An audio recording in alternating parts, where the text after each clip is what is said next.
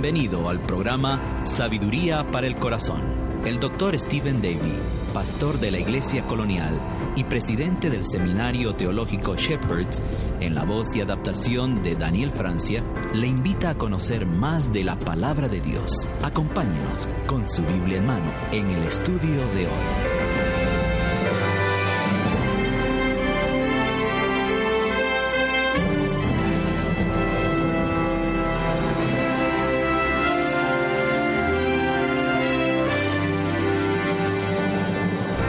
¿Qué tal? ¿Cómo está usted? Yo estoy ya preparado para continuar con este estudio de Sabiduría para el Corazón. Espero que ya esté dispuesto, preparado, preparada, allí con su Biblia, si lo puede hacer, o a través de su vehículo o donde esté escuchando la programación. Estoy desarrollando el libro En búsqueda de pródigos. Comenzamos a hablar en cuanto a la disciplina y hablábamos en el último estudio de quién le da la autoridad a la iglesia o a creyentes individuales para juzgar a otros. Y terminábamos viendo cuándo está bien juzgar. Dijimos que está bien juzgarnos a nosotros mismos cuando evaluamos nuestro propio caminar con Dios. En segundo lugar, está bien juzgar a alguien que está viviendo abiertamente en pecado. En tercer lugar, mencioné que está bien juzgar a alguien que niega la doctrina bíblica. Y en último lugar, mencioné que está bien juzgar a nuestra cultura a la luz de las Santas Escrituras. Pero a partir de ahora quiero desarrollar cuándo está mal juzgar. En primer lugar, tome nota por favor, está mal juzgar a alguien antes de conocer los hechos o sin saber las razones. El apóstol Juan escribió lo siguiente en Juan 7:51. ¿Juzga acaso nuestra ley a un hombre si primero no le oye y sabe lo que ha hecho? En otras palabras, el creyente nunca debe juzgar basado en un rumor. Los hechos son necesarios y el creyente debe ser rápido para escuchar y tardo para hablar. Entonces, está mal juzgar a alguien antes de conocer los hechos. En segundo lugar, está mal juzgar cuando el juicio está basado en las convicciones o preferencias de una persona. Romanos capítulo 14 deja bien en claro que las convicciones personales muchas veces dictan actividades en áreas en las que la Escritura no dice nada.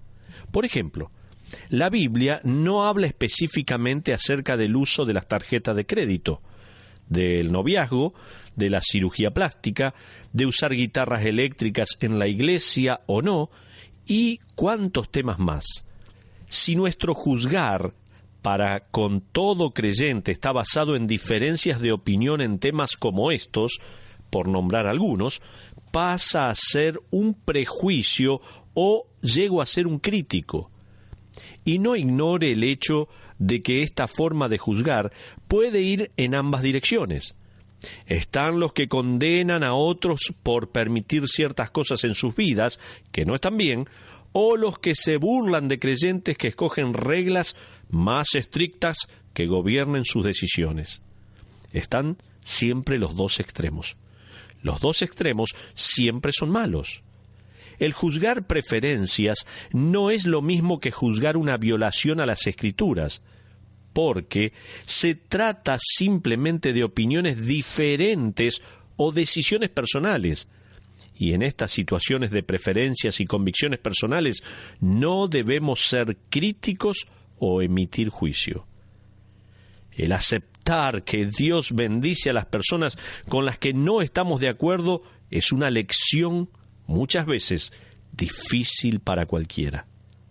Entonces, está mal juzgar cuando juzgamos a alguien antes de conocer los hechos o sin saber las razones. Está mal juzgar cuando el juicio está basado en convicciones o preferencias de una persona. En tercer lugar, escuche, está mal juzgar a alguien atacando sus motivos. El apóstol Pablo escribió en 1 Corintios capítulo 4, versículo 5, de esta manera: Así que no juzguéis nada antes de tiempo, hasta que venga el Señor, el cual aclarará también lo oculto de las tinieblas y manifestará las intenciones de los corazones. ¡Qué versículo! Este pasaje ciertamente nos instruye a no emitir juicio en cuanto a las intenciones y motivos de otros. También nos da a entender de manera implícita que sólo el Señor es capaz de juzgar motivos, ya que sólo Él puede ver el corazón.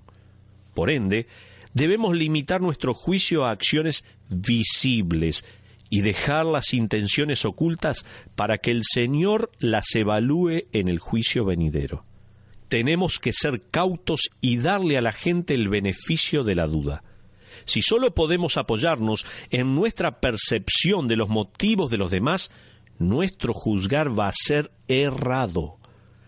Una de las razones por las cuales la Biblia requiere 2 o más testigos que estén de acuerdo con las acusaciones para con alguien creyente es porque una persona muy fácilmente puede malinterpretar los motivos de otro.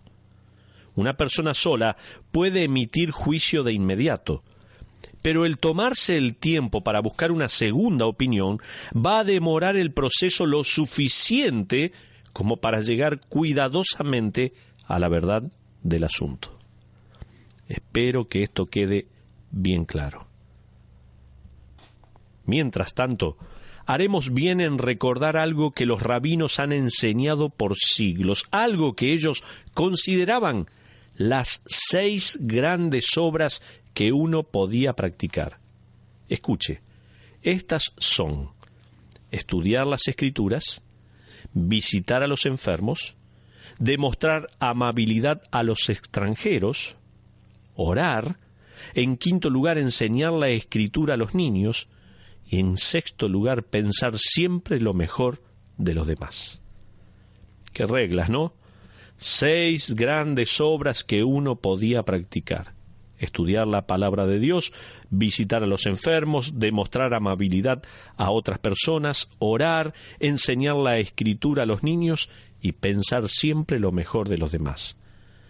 ¿Cuántos dolores de cabezas nos evitaríamos, no?, si llevamos adelante estas reglas? Dar a otros el beneficio de la duda puede ser el primer paso para evitar enjuiciar o condenar a alguien.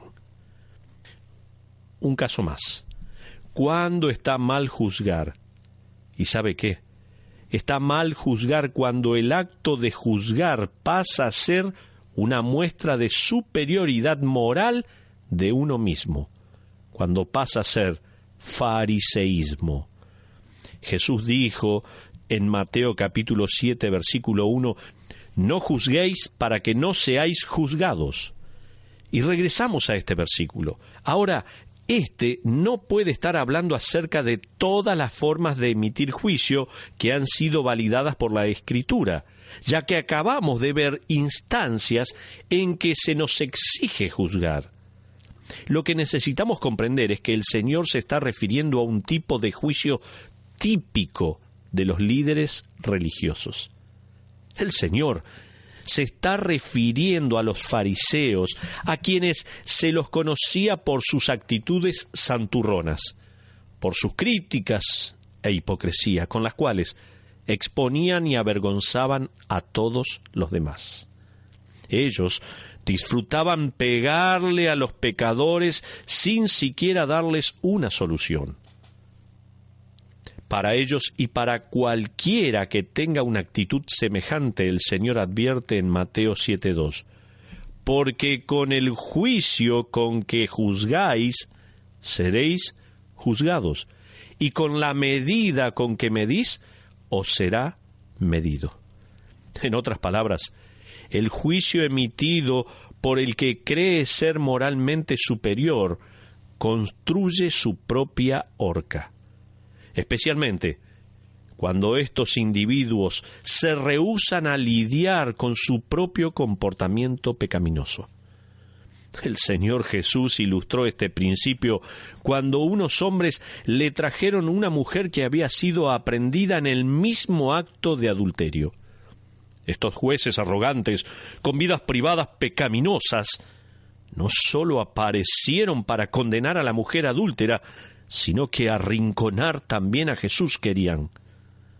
Después de haber aparentemente ignorado a estos hombres y su presa, Jesús se agachó y comenzó a escribir en tierra.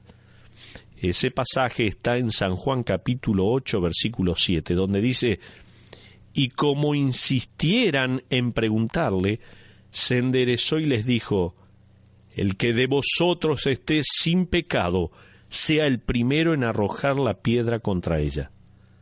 Luego, él siguió escribiendo. Leemos 2 veces que siguió escribiendo en tierra. Algunos creen que Jesús se puso a escribir en tierra porque quedó avergonzado de estar en este dilema así.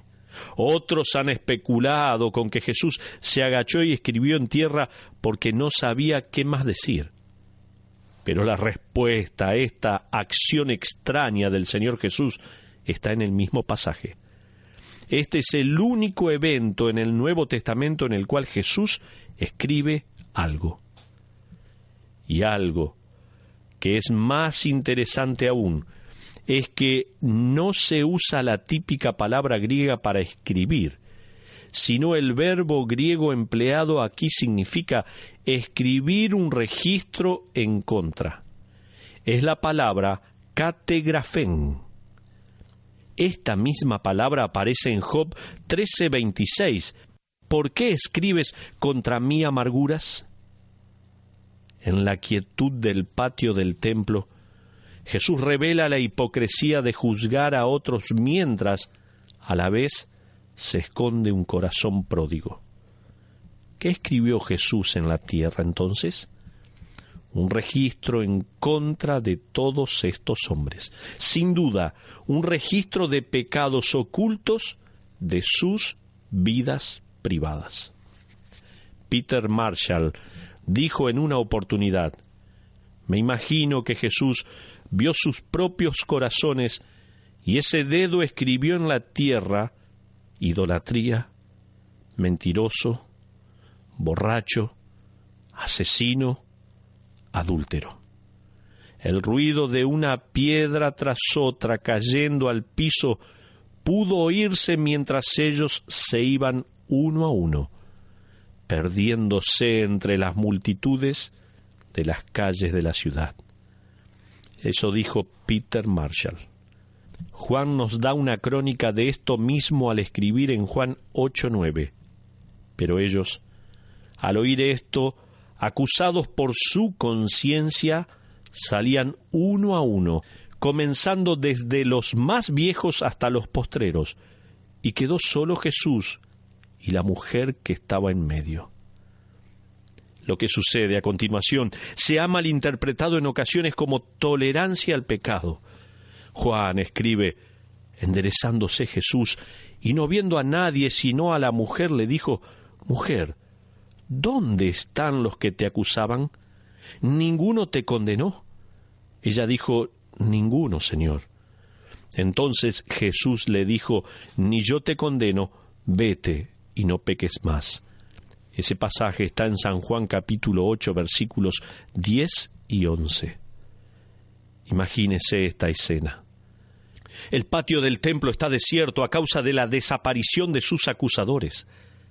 Jesús únicamente tiene el derecho de arrojar la primera piedra, pero él la mira y prácticamente le dice que no lo va a hacer.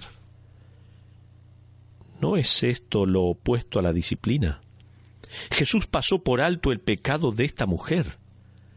El hecho de que no le arrojó la piedra no es prueba suficiente de que no debemos juzgar el pecado.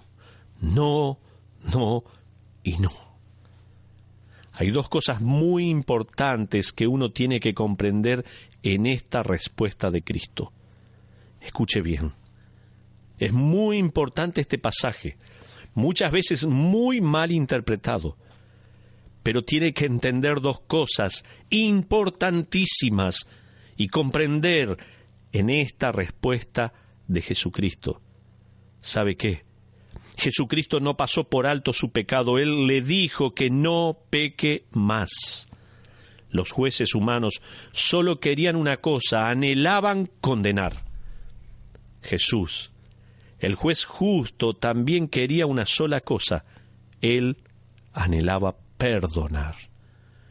Cualquier iglesia verdadera que esté involucrada en reprender, desafiar y juzgar actitudes pecaminosas debe hacer lo mismo, perdonar, si es que el individuo verdaderamente se arrepiente de su pecado.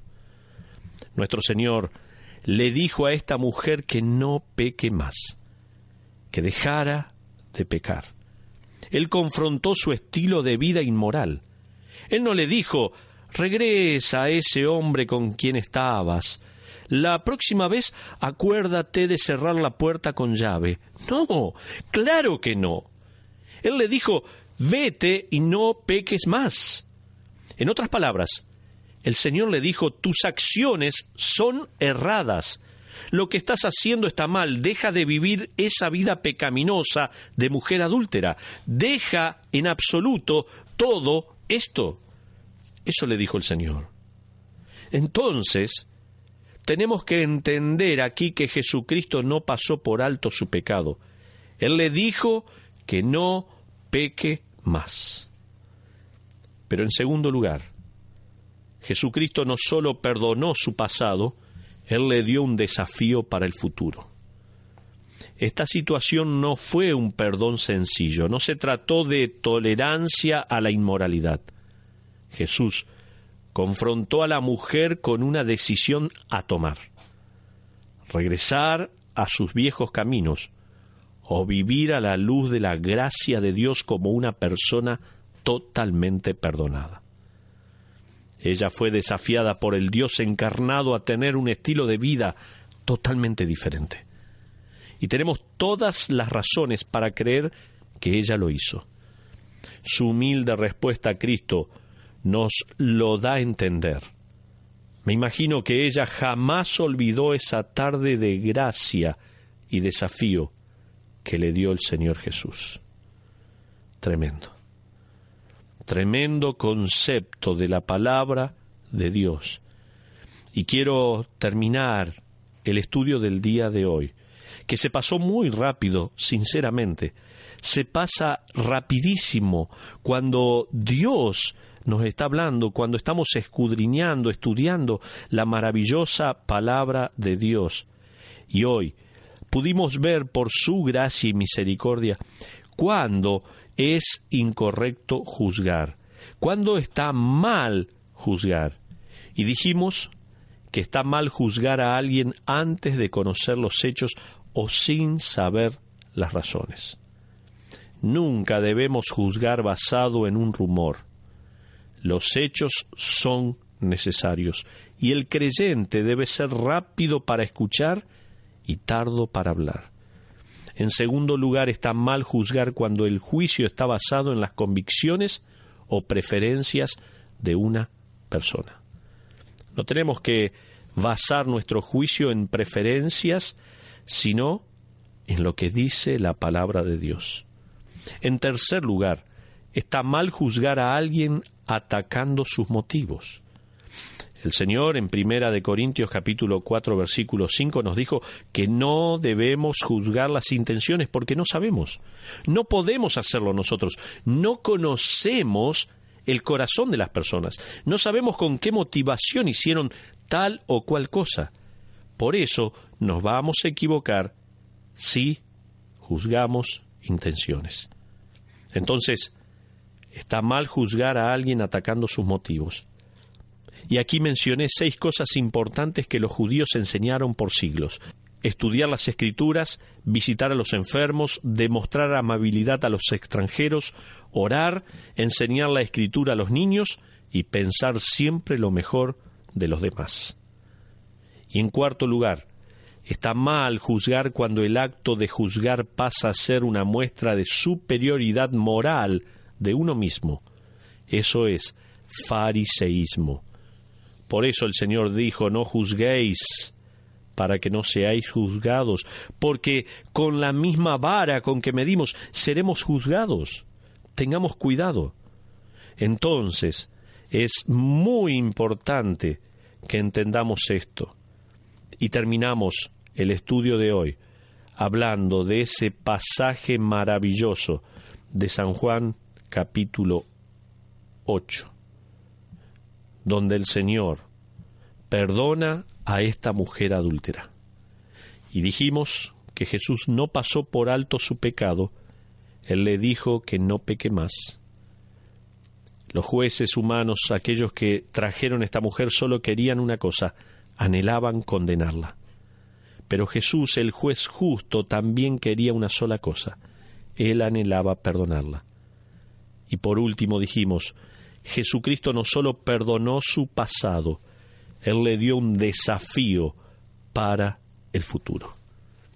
Hermanos, qué hermoso es vivir de esta manera, que Dios nos perdonó y podemos tener un desafío para nuestro futuro, que nosotros tengamos el mismo pensamiento, la misma forma de obrar y de actuar, pensando en que no tenemos que condenar a las personas, sino juzgarlas para perdonarlas, para restaurarlas, para poder cambiar a esa persona a través de la palabra de Dios, que esa persona vuelva a restablecerse en la comunión y pueda volver a ser un siervo útil para el Señor.